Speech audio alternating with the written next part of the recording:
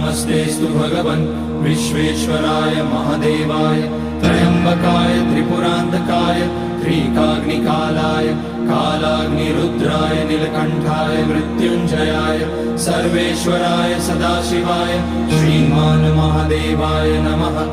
ॐ नमः शम्भवाय च मयोभवाय च नमः शङ्कराय च मयस्कराय च नमः शिवाय च शिवतराय च।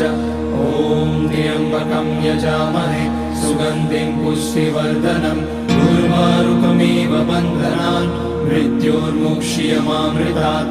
नागेन्द्रहाराय त्रिलोचनाय भस्माकराय महेश्वराय नित्याय शुद्धाय दिगम्बराय तस्मै नकाराय नमः शिवाय।